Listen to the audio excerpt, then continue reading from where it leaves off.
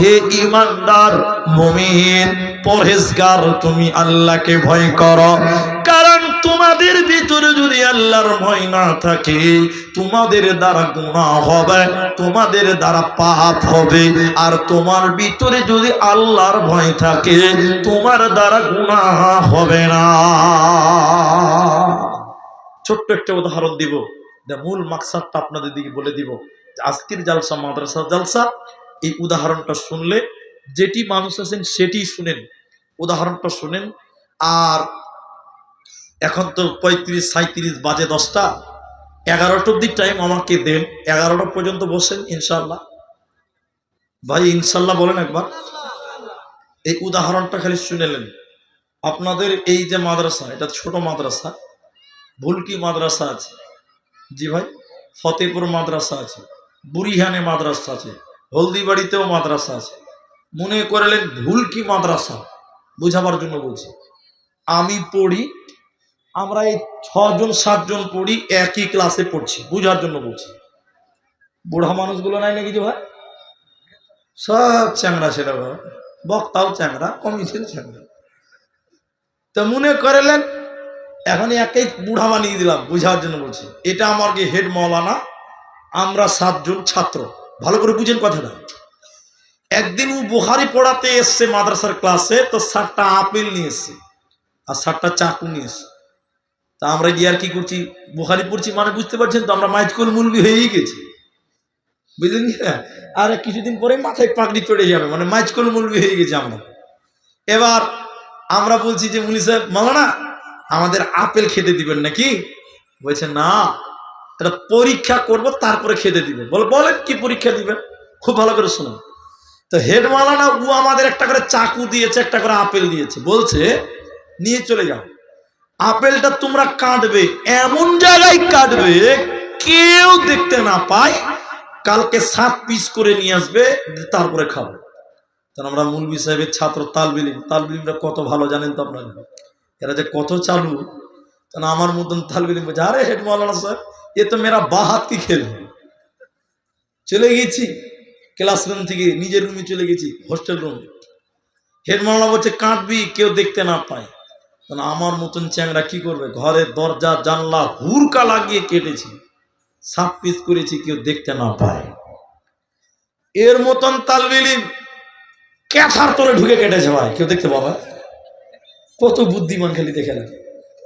আর ওর মতন তালবিলিম পায়খানা ঘরে যেয়ে কেটেছে, শালা যে উকি মারবে তার চামড়া থাকবে না, কে ফের দেখবি বল। আরেকজন পুকুরে গা ধুতে গিয়ে মাঠ পানির তরে ডুব দিয়ে কেটেছে, আরেকজন কলসির ভিতরে ভরে হাত ধরে কেটেছে, ও নিজেও দেখতে পায়নি। আরেকজন কাটতে পারেনি, 6 জন কেটেছে, একজন কাটতে পারেনি। পরের দিন ক্লাসে এরকম আপেল গুলো জমা করেছে, হেড মাওলানা এসে বলছে, বাহ তোরা বুদ্ধিমান কত রে, সব কেটে দিলি, বলে ব্যাপার হলো নাকি? হেড মাওলানা জিজ্ঞাসা করেছে, কোথা কাটলি রে? বলছে মুলি সাহেব পায়খানাতে কেটেছি, কেউ দেখতে পায়নি।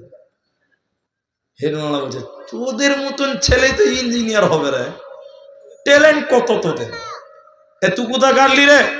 বলে মুলি সাহেব গা ধুতে গিয়ে পুকুরে কেটেছি। তুই কোথা কাটেছি? ঘরের দরজা জানলি। বাহ বাহ বাহ বাহ, কে বাত। আর একটা ছেলে কাটতে পারেনি, গোটা আপেলটা রেখে দিয়েছে। হেড মাওলানা বলছে, এই ভাড়া মাথা মোটা গাধা, তুই কেন কাটতে পারিস রে? সবাই কাটলো, তুই কাটলি না?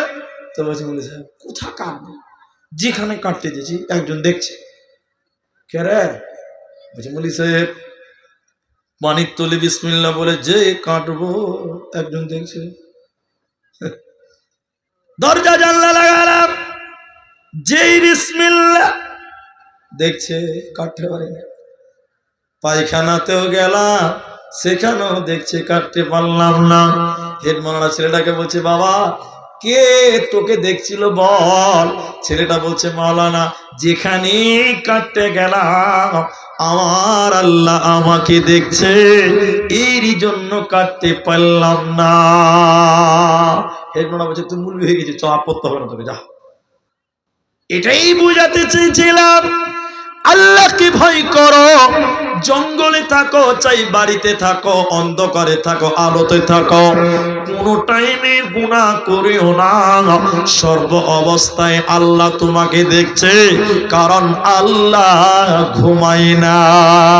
আয়াতুল কুরসির তাফসীরটা পড়ে দেখেন, আল্লাহ কখনো ঘুমায় না। অতএব মুসলমান, তুমি গুনাহ থেকে বেঁচে থাকো, তোমার আল্লাহকে ভয় করো, কারণ তোমার আল্লাহ সর্ব অবস্থায় তোমাকে দেখে। আর দুটি ফেরেশতা সর্ব অবস্থায় তোমার আমলনামাতে লিখতে আছে। অতএব আল্লাহকে ভয় করে দুনিয়া গড়ো, না হলে কিন্তু পরকাল কঠিন হবে, মরার পর জাহান্নাম যেতে হবে, তোমাদের বাঁচার উপায় রবে না। এজন্য কোরআনে আল্লাহ বারবার বলেন, ইত্তাকুল্লাহ ইত্তাকুল্লাহ, তোমরা আল্লাহকে ভয় করো।